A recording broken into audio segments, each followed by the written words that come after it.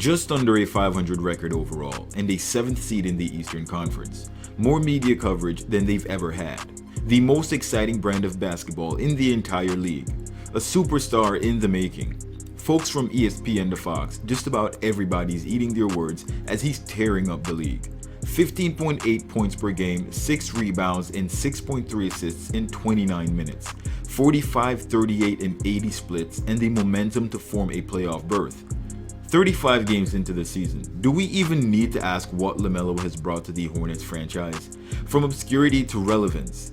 The Knicks had an opportunity, the Pistons had an opportunity, and what did they do? They all stood pat in an attempt to make the safe bet. Well, the greatest basketball player of all time decided he wasn't going to follow the crowd. After all, where would he be if he did?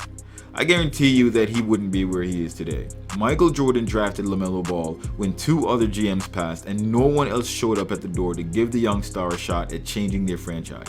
Minnesota has a 50% chance to make the right decision and they 100% mucked it up. Is anyone surprised by this? That said, this kid is taking the world by storm, but if you're watching this, you probably already knew.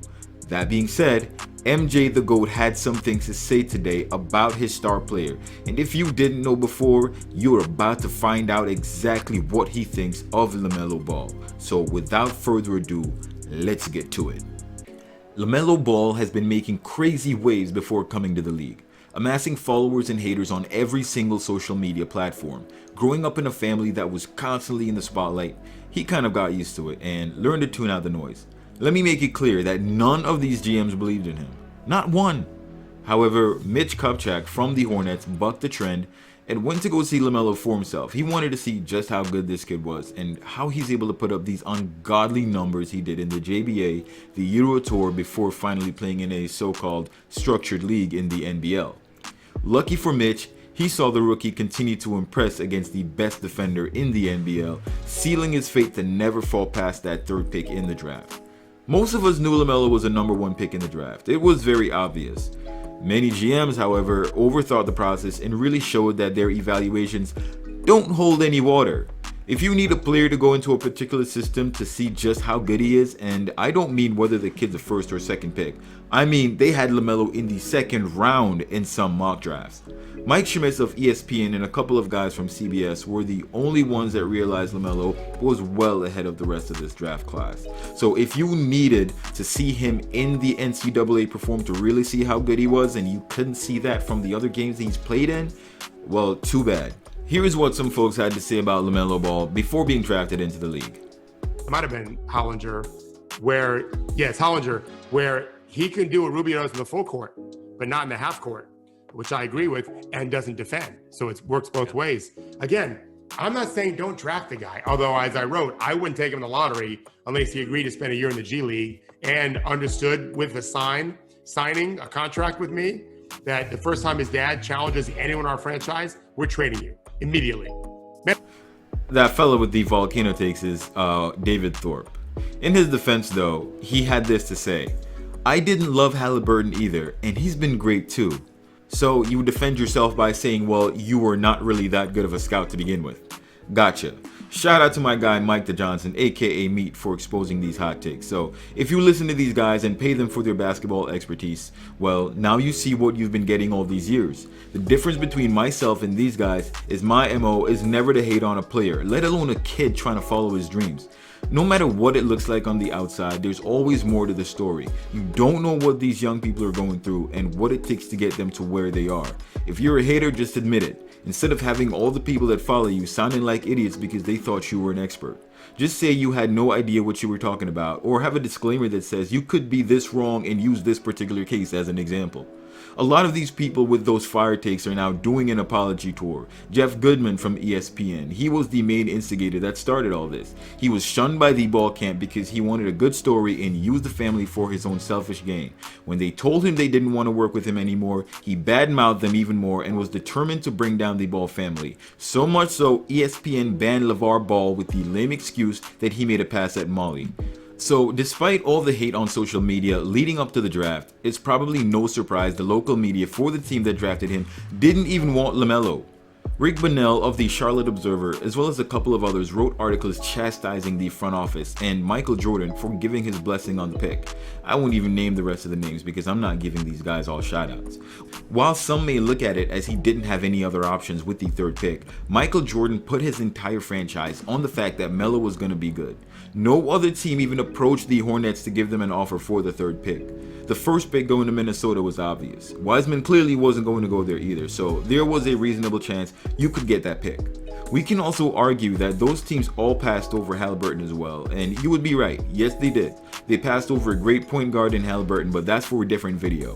The point is that all these teams had a chance to draft LaMelo, and without a particular plan in place, passed on the kid strictly because of their feelings. It's unfortunate, but that's what it is. Only a few short months in, and LaMelo is absolutely dominating his competition and building a reputation so lethal that he is already the runaway leader for the Rookie of the Year, having already broken or matched a number of NBA league records, including the most three-pointers for a rookie. Remember how they questioned his shooting, as well as the youngest player to ever get a triple-double. Remember how they said he was selfish with the ball. All these facts break the narratives, and you know what? Now everybody is doing a 360 and apologizing. That's good for them and all, but what about the franchise to which he was drafted? How do they feel? How does MJ in particular feel about having drafted LaMelo Ball?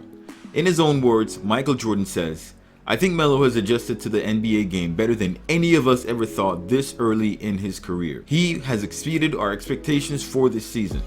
Our goal is to build a consistent winner and have free agents look at our program like Gordon Hayward did this offseason. LaMelo has exceeded all of Michael Jordan's expectations thus far in the season. So if anyone else out there has any negative thoughts about the kid and where he's going to be, you've heard it here from the GOAT himself. LaMelo has exceeded all expectations." Let me put that into perspective. A top 3 pick is expected to change a franchise. There are no ifs, ands, or buts about it. If you get drafted top 3, especially in a draft where the strength is really in 1 through 3, you are being drafted to change the franchise. With that expectation in mind, it is safe to say that LaMelo has changed the Hornets franchise. Donovan Mitchell says he's the real deal. How about Rick Carlisle, coach of the Dallas Mavericks? Right now, with the way things look, he looks like the NBA Rookie of the Year to me. He's getting it done statistically. Their team is winning. He's got energy. He's got a vibe. He's got swagger. If you like watching players that play with flair, he's right up there. What about his coach? What does his coach say? His growth, his fearlessness, his ability to bounce back even when things don't go his way on one end of the floor. He's a special kid. And you've been hearing this ever since he was younger, how special this kid is. He's not like the rest. He's different. And let's not forget, the Hornets GM who scouted LaMelo Ball in the first place flew all the way out to Australia early on in the season to take a look at the kid and eventually ended up landing a future superstar. He says, "I think people wondered at the beginning, was he good enough of a shooter? I don't think that's a concern." Well, there you have it, folks. How can you argue with that? The entire franchise has rallied around their future point guard, and after Melo proved himself, has gotten the keys to the Hornets franchise. Name another rookie who's faced this much of an uphill battle and still managed to climb to the top of the mountain in 3 months. I'll wait. So that's it for today's video. If you enjoyed the video, don't forget to hit that like button and subscribe to the channel for more content. Leave a good comment and let me know your thoughts down below for a response from yours truly. Till next time, swish. A block so hard, sweetie gets served. Call me Lonzo Ball, bitches get swerved. Usually I don't get down with these girls, but tonight it's on my mind, so I might eat these words. I just wanna